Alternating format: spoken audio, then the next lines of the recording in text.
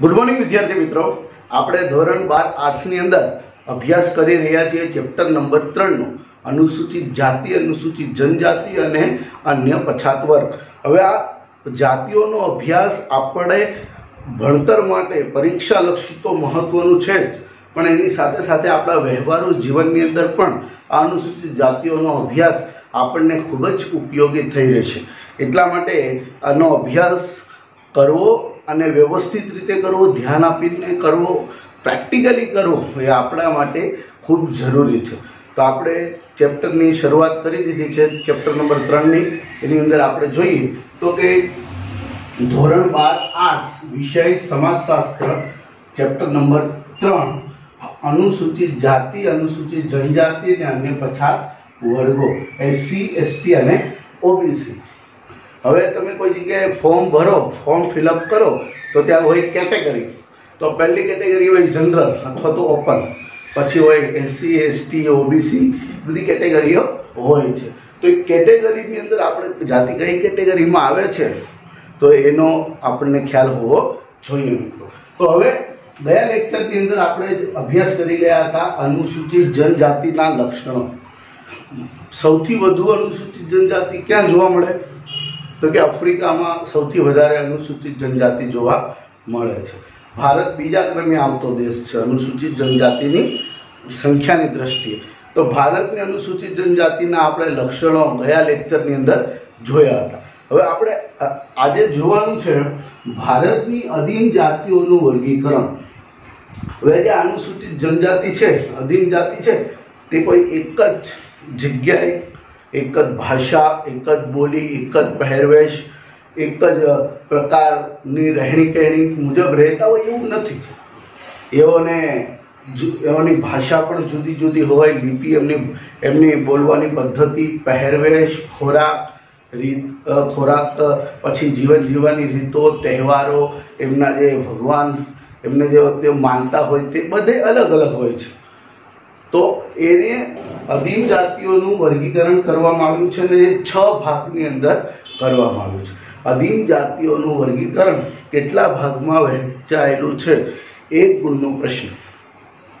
અધીન જાતિઓનું વર્ગીકરણ કેટલા ભાગમાં કરવામાં આવે છે? અધીન જાતિઓ કેટલા ભાગમાં વહેંચાયેલી છે? તો એનો જવાબ આવશે 6. તો પહેલું છે ભૌગોલિક રહેઠાણની દ્રષ્ટિએ, એટલે કે જે આપણા સરહદ છે, જેમ કે ગુજરાત છે, મહારાષ્ટ્ર છે, ગુજરાતની અંદર સુરત, જામનગર, વડોદરા, એવી રીતે ભૌમિતિક દ્રષ્ટિ. પછી વસ્તીના પ્રમાણની દ્રષ્ટિ, કોઈ જગ્યાએ વધારે વસ્તી રહેતી હોય, કોઈ જગ્યાએ ઓછી વસ્તી હોય. પછી સાંસ્કૃતિક દ્રષ્ટિએ, હવે એમના સાંસ્કૃતિક મૂલ્યો પણ જુદા જુદા હોય છે, તો એ સાંસ્કૃતિક દ્રષ્ટિએ પણ એમના ભાગ પડે છે.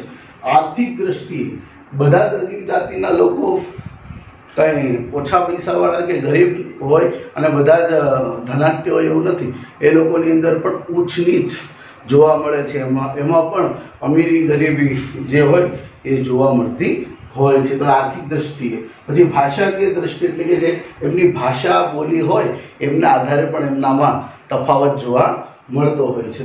અને પછી જાતિ તત્વોની દ્રષ્ટિએ પણ એમને ફેરફાર જોવા મળતો હોય છે. તો હવે દર વખતની જે હું કહું છું, આ વખતે પણ દરેક પીરિયડમાં તમારે પુસ્તક, પાઠ્યપુસ્તક અને નોટબુક અથવા તો તમારે કંઈ રફ ચોપડો હોય તે અને પેન્સિલ સાથે રાખવી જરૂરી છે. તો એ નોટબુક, પેન્સિલ સાથે રાખો. હવે આપણે આગળ પુસ્તકમાં શરૂ કરીએ અભ્યાસ. કેટલાય વિદ્યાર્થી જે છે હજુ પણ અંડરલાઈન નથી કરતા, વાંચતા નથી, બરાબર લેસનની અંદર ધ્યાન નથી આપતા, નિયમિતપણે નથી મોકલતા. તો મિત્રો, આ સમય એવો છે, મેં તમારી ઉપર સીધો પ્રત્યક્ષ રીતે તમને ધ્યાન નથી રાખી શકવાના. તમે તમારો સપોર્ટ, તમારો સહકાર જેટલો હશે એટલો કામ કરવાની વધારે મજા આવશે, અમને પણ અને તમને પણ. અને આનો છેવટે ફાયદો તો તમને જ થવાનો છે. તો આપણે જોઈએ તો કે ભારતની અધીન જાતિઓના વર્ગીકરણની અંદર પહેલું છે ભૌગોલિક સ્થાનની દ્રષ્ટિએ.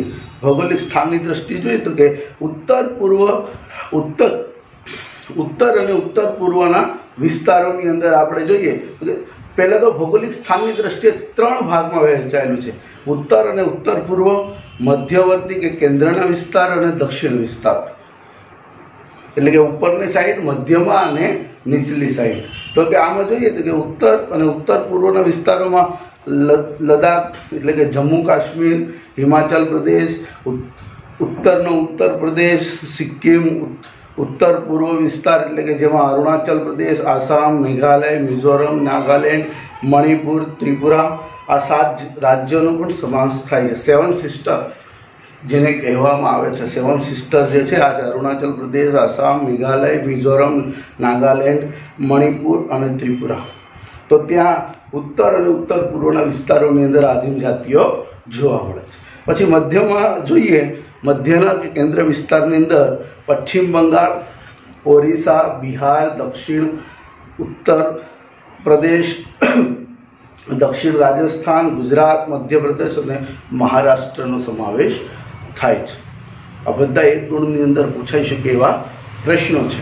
પછી દક્ષિણ વિસ્તારની અંદર જોઈએ તો કે આંધ્રપ્રદેશ, તમિલનાડુ, કર્ણાટક, કેરળ, આંદામાન નિકોબાર એ કેન્દ્ર શાસિત વિસ્તારો અને લક્ષદ્વીપનો સમાવેશ થાય છે કે આ વિસ્તારોની અંદર આદિમ જાતિ જોવા મળે છે. મધ્યવર્તી વિસ્તારોમાં સૌથી વધુ આદિમ જાતિ વસ્તી વસે છે. મધ્યવર્તી એટલે કે કેન્દ્રની અંદર એટલે કે ભારત દેશના મધ્યમાં સૌથી વધુ આદિમ જાતિઓ રહે છે. એક સર્વે પ્રમાણે મધ્યપ્રદેશની અંદર સૌથી વધારે રહે છે.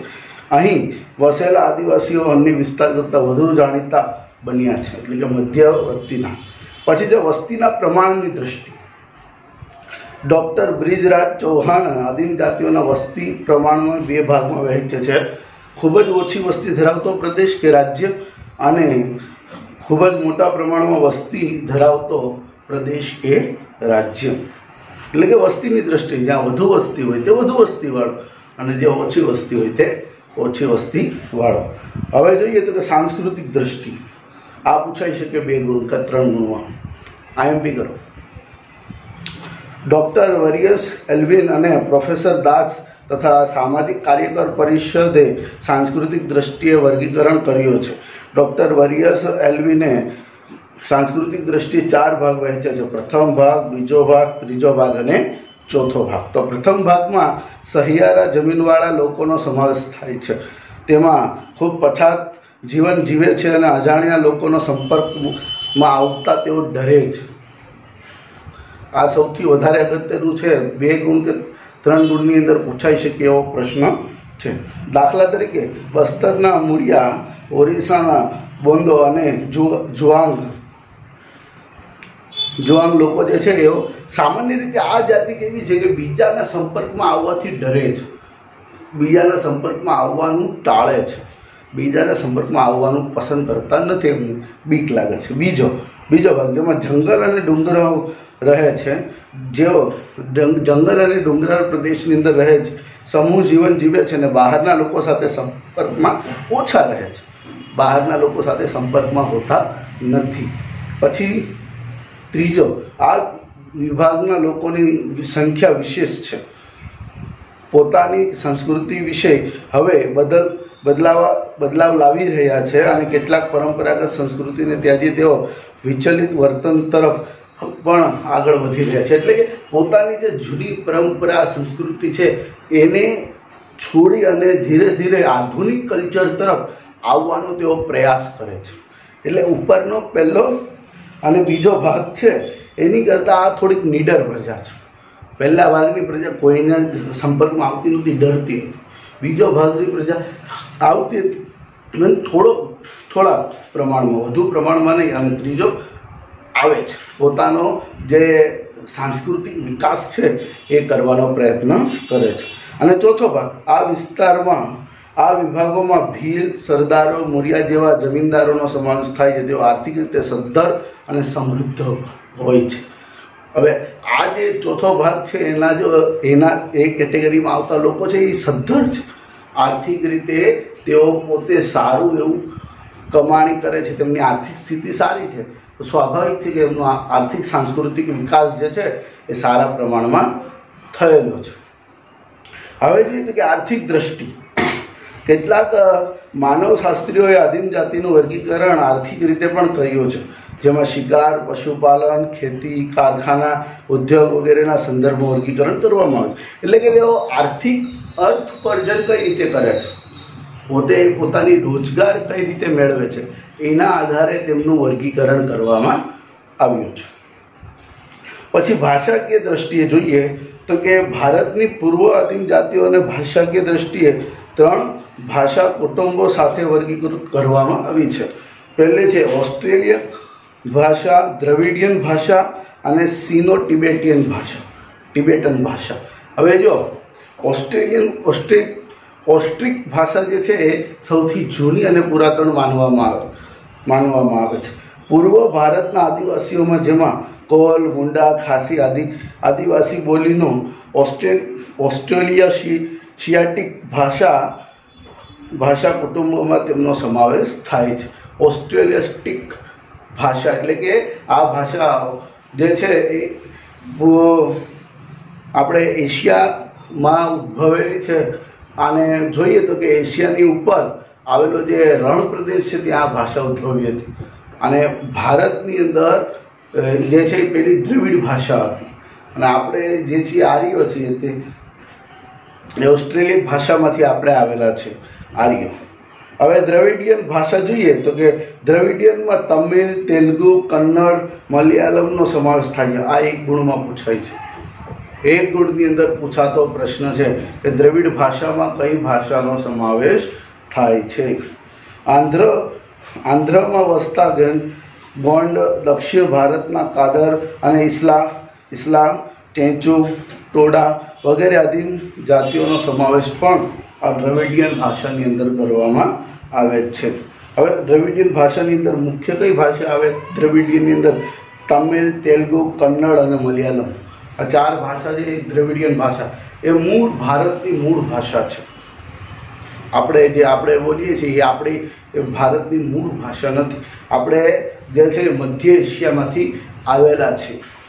ઓસ્ટ્રેલિયન ભાષામાંથી આર્યનો ઉદ્ભવ થયો હતો. તેઓ ભારતની અંદર આવ્યા હતા. બહુ પુરાતન છે અને આમાં કદાચ મારી કોઈ ભૂલ થતી હોય તો મને માફ કરી શકો છો. ઓસ્ટ્રેલિયન ભાષા જે છે એ વિશ્વની અનેક જગ્યાએ જોવા મળતી ભાષા છે. હવે આર્ય જે હતા, આર્ય ઓસ્ટ્રેલિયન ભાષામાંથી જ આવ્યા છે. આમાં કોઈ પ્રકારનો ભેદભાવ હોઈ શકે. કેટલાક લેખકોના મતે અલગ પણ હોઈ શકે. મેં જે વાંચેલું છે એ પ્રમાણે હું કહું છું. કદાચ તમે કોઈ જગ્યાએ બીજી જગ્યાએ બીજું વાંચન કર્યું હોય તો કદાચ આનાથી મતભેદ કે મતાંતર હોઈ શકે છે. એટલે એનો અર્થ એ નથી કે હું કોઈ બીજી માહિતી આપું છું તમને. હવે જો તો કે સિનો ટિબેટિયન ભાષા, જેમાં ટિબેટ, બર્મી અને સિયામી ચિહ્નોનો સમાવેશ કરવામાં આવે છે. દાર્જિલિંગ અને હિમાલયમાં વસતી આદિમ જાતિઓમાં આ ભાષા બોલાય છે. કઈ તો કે તિબેટ. હવે અત્યારનું જે તિબેટ આપણે જે ઓળખીએ છીએ તે તિબેટ અને સિયાચીન, જે આપણો જે ભારતીય વિસ્તાર જે છે સિયામી ચીનોનો એટલે કે સિયાચીન જે વિસ્તાર જે છે એ. તો આ જે બે છે આ સિનો ટિબેટિયન ભાષા કુટુંબોની ભાષા જે છે ત્યાં પણ તેના આધારે વર્ગીકરણ. દાર્જિલિંગ અને હિમાલયમાં આ મોટે ભાગના આદિવાસીઓ ત્યાં જોવા મળે છે. આદિમ જાતિના લોકો જોવા મળે છે. હવે જોઈએ તો કે જાતિ તત્વોની દ્રષ્ટિ. હવે જાતિ તત્વોની દ્રષ્ટિએ જોઈએ તો કે નિશ્ચિત શારીરિક લક્ષણ, જેમાં માથું, નાક, ખોપરીનું ઘનત્વ, કદ, રક્ત સમૂહ વગેરેને આધારે પણ તેનો સમાવેશ થાય છે. હવે આ પરીક્ષામાં પૂછાય છે. હવે જો રક્ત સમૂહ એટલે કે બ્લડ ગ્રુપ, આપણે કયા બ્લડ ગ્રુપમાંથી આવીએ છીએ તે. હવે નાક, માથું, ખોપરીની ઘનતા એના આધારે પણ એ લોકો વર્ગીકરણ પાડતા કે ભાઈ આનું જે નાક છે, નાના નાકવાળાને તેઓ શુભ માનતા હતા. એવી બધી માન્યતાઓ એમનામાં હજુ પણ છે. તમે સમાજ વિદ્યાની અંદર જોઈ ગયા છો કે જે આદિમ જાતિના લોકો છે એવું માનતા હોય કે જે દીકરી જન્મે છે એના પગ નાના હોવા જોઈએ. જો મોટા પગ હોય તો દીકરી અપશુકન છે એવું કહેવાય. તો એના પગ જે નાનપણથી એને કોઈ બૂટની અંદર કે એવા બાંધી દેવામાં આવે એના પગ બહુ મોટા ન થાય, જેથી કરીને પગ નાના રહે અને એ જે શુભ બની રહે. એવો પણ ઘણા ખરા અભ્યાસ તમે સમાજ વિદ્યાની અંદર ધોરણ 9 કે 10ની અંદર શીખીને આવ્યા છો. પછી જોઈએ તો કે ભારતમાં અનેક વિદ્વાનો આ મુજબ વર્ગીકરણ કરવાનો પ્રયત્નો કરે છે, જેમાં નિશ્ચિત શારીરિક લક્ષણો, ત્વચા, આંખનો રંગ, વાળની બનાવટ, રૂવાટી, હોઠ વગેરેનો સમાવેશ થાય છે. એટલે કે કાળા, ગોરા, આંખોના રંગના આધારે, વાળને આધારે પણ એ લોકો પોતાનું જૂથ, પોતાનું ગ્રુપ બનાવવાનો પ્રયત્ન કરે છે અને એ પ્રમાણે પોતે પોતાના સમૂહની અંદર રહેતો હોય છે. હવે આગળનો મુદ્દો આપણે જોઈએ. એટલે આ મુદ્દાની અંદર આપણે શું જોઈ ગયા તો કે ભારતની અધીન જાતિઓનું વર્ગીકરણ, ભારતની અધીન જાતિઓનું વર્ગીકરણ છે એ 3 ગુણમાં પૂછાય છે. અને એનો કોઈ એક મુદ્દો 2 ગુણ કે 3 ગુણમાં પણ પૂછાય છે, જેમાં મોટે ભાગે સાંસ્કૃતિક દ્રષ્ટિવાળો મુદ્દો પૂછાશે મિત્રો. ભૌગોલિક સ્થાનની દ્રષ્ટિએ, વસ્તી પ્રમાણની દ્રષ્ટિએ, સાંસ્કૃતિક દ્રષ્ટિએ, આર્થિક, ભાષાકીય અને જાતિ તત્વો. જાતિ તત્વો 1 ગુણની અંદર પૂછાઈ શકે કે જાતિ તત્વોમાં કઈ બાબતનો સમાવેશ થાય છે. હવે આગળનો મુદ્દો અનુસૂચિત જનજાતિ અને સાંસ્કૃતિક વૈવિધ્ય. હવે એમના સાંસ્કૃતિક વૈવિધ્યની અંદર કઈ બાબતો જોવા મળે છે. અનુસૂચિત જનજાતિના લગ્ન વ્યવસ્થા, સગાઈ, સંબંધ, મિલકત વ્યવસ્થા, ધર્મ સંસ્થા, જાદુ, ન્યાય તંત્ર, કલા, સંગીત, દંતકથા વગેરે એમની સામાજિક અને સાંસ્કૃતિક જીવનને દર્શાવે છે. હવે આ બધી બાબતો જે છે એમને એમના પોતાના સાંસ્કૃતિક જીવન પ્રત્યેના આપણને દર્શન કરાવે છે. અહીં ભારતના અનુસૂચિત જનજાતિ સમૂહની થોડીક સાંસ્કૃતિક વૈવિધ્યતાઓ આપણે જોઈએ તો કે ભારતીય અધીન સમૂહ પ્રાકૃતિક ગોત્ર ચિહ્ન, જાદુ, નૃત્ય, સંગીત, લોક સંગીત, કલા વગેરેમાં માને છે. આપણે જોઈ ગયા એના જે લક્ષણો હતા એમાં પ્રકૃતિના વિભિન્ન તત્વો જેવા કે સૂર્ય, ચંદ્ર, અગ્નિ, વાયુ, વનસ્પતિ એમના સાંસ્કૃતિક જીવન સાથે ગાઢ રીતે સંબંધ ધરાવે છે. પ્રાકૃતિક પૂજા એમના જીવનનો અભિન્ન અંગ છે. અંડરલાઈન કરો, પ્રાકૃતિક પૂજા એમના જીવનનો એક અભિન્ન અંગ ગણવામાં આવે છે. આદિવાસીઓમાં ગોત્ર ચિહ્નવાદ એટલે કે ટોટેમવાદ એટલે કે આપણે જે કહીએ છીએ એમનો કે લોગો, પ્રતીક, આ એક સામૂહિક ચેતનાનું પ્રતીક છે અને જેમાં જે તે ગોત્રના સભ્યો કોઈ મૂળ અલૌકિક અને પવિત્ર સંબંધ ધરાવે છે. એટલે કે તેમના જે ભગવાન છે એમનું પ્રતીક દર્શાવે છે, એમના ગોત્રનું પ્રતીક દર્શાવે છે અને એમને અન્ય કરતાં જુદા પાડતા હોય છે. ટોટેમ પ્રત્યે સામૂહિક સભ્યો આદર, શ્રદ્ધા, ભક્તિ ઉપરાંત ભયની લાગણી પણ ધરાવતા હોય છે. અધીન જાતિ સમાજમાં ધર્મ અને જાતુ સાંસ્કૃતિક જીવનના અભિન્ન પાસાઓ છે. તેઓ આ વિશે જ્ઞાન ધરાવતા હોય છે. જાદુમાં તેઓ મંત્ર તંત્રનો ઉપયોગ કરે છે અને સફેદ જાદુ જે રક્ષાત્મક અને કલ્યાણકારી છે, જ્યારે કાળો જાદુ યાંત્રિક વિદ્યા અને ભૂતપ્રેત સાથે સંકળાયેલ છે. તેઓ માને છે કે જાદુ દ્વારા અલૌકિક શક્તિ ઉપર આધિપત્ય જમાવી શકાય છે. હવે અહીંયા પૂછાય છે જાદુના કેટલા પ્રકાર છે તો કે જાદુના 2 પ્રકાર છે, સફેદ જાદુ અને કાળો જાદુ. સફેદ જાદુ જે છે એ કલ્યાણકારી છે, સારી બાબત દર્શાવે છે, જ્યારે કાળો જાદુ છે એ ભૂત પ્રેતમાં માનનારો હોય છે. આ પ્રશ્ન પૂછાય છે ને પૂછે જ છે કે જાદુના કેટલા પ્રકાર છે. 2, સફેદ અને કાળો. કલ્યાણકારી જાદુ કયો તો કે સફેદ અને ભૂત પ્રેતમાં માનનારો જાદુ કયો તો કે કાળો. પછી કલા. હવે તેમને જીવન છે એ કળાત્મક હોય છે, કળાત્મક રીતે તેઓ જીવન જીવતા હોય છે મિત્રો. આદિવાસીઓ વર્ષોથી કળા અને સૌંદર્ય સાથે સંકળાયેલા છે. તેમની કળામાં સૌંદર્ય અને સંવેદનાની સાથે સામાજિક તત્વો સાથે પણ તેઓ સંકળાયેલા હોય છે. વિચારો, મૂલ્યો, ધર્મ, પરંપરા, સામાજિક અને ભૌગોલિક પરિસ્થિતિ સાથે એની ઉપયોગિતા સંકળાયેલી છે. દાખલા તરીકે કલાત્મક કાસ્કી વાંસની ટોપલીઓ એટલે કે માટીના વાસણો, વાંસની ટોપલીઓ તેઓ બનાવે છે. કલાત્મક પોતાની અંદર કસબ હોય છે, કસબ દર્શાવતા હોય છે.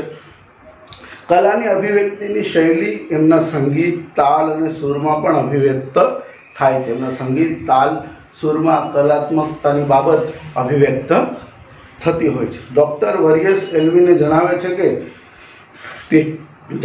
તે મુજબ ભારતીય આદિમ જાતિની કળામાં યથાર્થવાદ અને પ્રકૃતિવાદ બંનેનો સમાવેશ થાય છે. એટલે તેઓ પ્રકૃતિની નજીક રહે છે અને સાથે સાથે તેઓ જે જીવનના સાચા મૂલ્યો છે, જે વાસ્તવિક મૂલ્યો છે એની સાથે પણ તેઓ સંકળાયેલા રહે છે. તેઓ મૂર્તિકળા અને ચિત્રકળા બંનેનો સમાવેશ કરે છે. મૂર્તિકળામાં પણ માને છે અને ચિત્રકળાની અંદર પણ માનતા હોય છે. તેમની દિવાલો, ઓજારો ઉપરાંત આભૂષણો એ વ્યક્ત કરે છે. આદિમ જાતિઓમાં તહેવારો, ઉત્સવો, લગ્ન પ્રસંગે ઘરની દિવાલો સુશોભિત તેઓ કરે છે. ભીત ચિત્રોમાં એ વ્યક્ત થાય છે. ગુજરાતના રાઠવાનું પિઠોરા, અંડરલાઈન કરજો, આગળ પણ આવી ગયું છે. ગુજરાતના રાઠવાનું પિઠોરા એ જ રીતે મોરિયા લોકો હાથી, ઘોડા અને માનવની મૂર્તિઓ દેવને અર્પણ કરે છે. સાંતલા લગ્ન વખતે ઢોલીને સુંદર રીતે શણગારે છે અને ભારતના આદિવાસીઓમાં સંગીત અને નૃત્યમાં તાલ, સૂર, વાદ્ય તંત્રો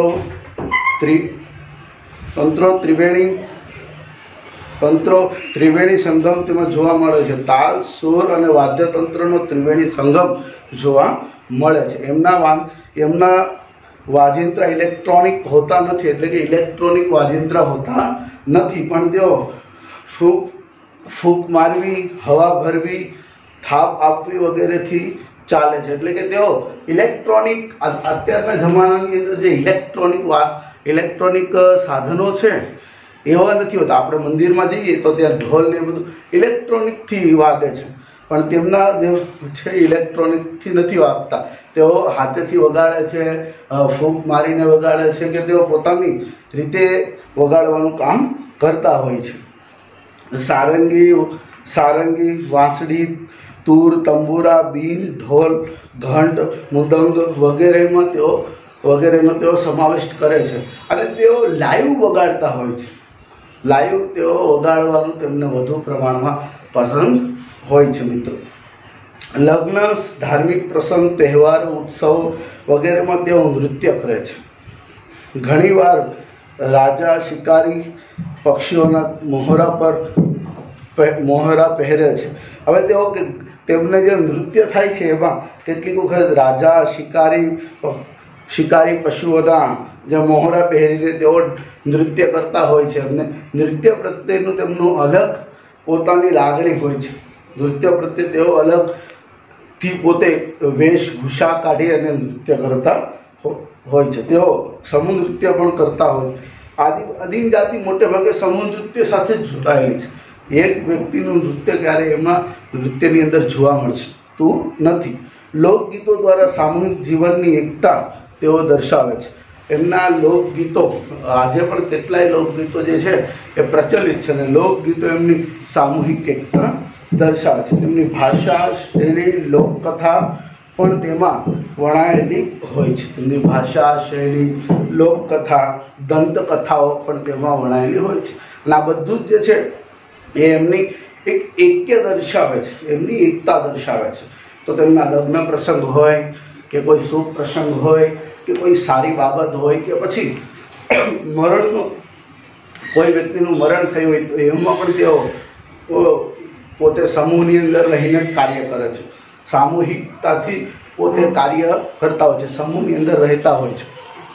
અને તેમના વાજિંત્રાઓ છે એ ઇલેક્ટ્રોનિક નથી હોતા, એઓ પોતે એને ઓપરેટ કરતા હોય છે દરેક ઇન્સ્ટ્રુમેન્ટનું. તો આ રીતે જે આદિમ જાતિ જે છે એ કલા પ્રેમી હોય છે, પ્રકૃતિ પ્રેમી હોય છે. એમને કલાઓ પ્રત્યે, પોતાની પ્રકૃતિ પ્રત્યે, પોતાની જે કળા છે એમના પ્રત્યે એમની વિશેષ લાગણીઓ હોય છે. માટીકામ હોય, ચિત્રકામ હોય, તેઓના ઘરે પણ માટીથી લીપેલા એમના ઘર હોય એની ઉપર પણ ચિત્રો દોરેલા હોય છે. તેઓને તે ગમતું હોય છે અને તેઓ તેમને પ્રેમ કરતા હોય છે. એમને નૃત્ય હોય ત્યારે તેઓ વેશભૂષા કરીને નૃત્ય કરતા હોય છે. કેટલાક પશુ પક્ષીઓના, કેટલાક મોરાઓ પહેરીને તેઓ પોતે આજે નૃત્ય કરતા હોય. એટલે કે સમૂહ જીવન જીવતા હોય છે. અધીન જાતિ જે છે એ સમૂહ જીવન જીવે છે. તો આપણે આજે એટલે સુધી રાખીએ મિત્રો. આગળનો નેક્સ્ટ મુદ્દો છે એ નેક્સ્ટ લેક્ચરની અંદર જોઈશું. હવે આજે જે છે કંઈ લેસનની અંદર તમારે ખાલી વાંચવાનું છે. આ જે મુદ્દો ચલાવ્યો છે એ મુદ્દો વાંચવાનો છે ખાલી, બીજું કોઈ લેસન આજે આપતો નથી. નેક્સ્ટ પીરિયડની અંદર લેસન આપીશ. આજે ખાલી તમારે વાંચન કરવાનું છે. વાંચન કરવાનું છે, મોઢે કરવાનું. અને જેટલું આગળ ચાલે છે એ બધું વાંચન કરતા રહેજો મિત્રો. ચાલો, બાય, જય શ્રી કૃષ્ણ.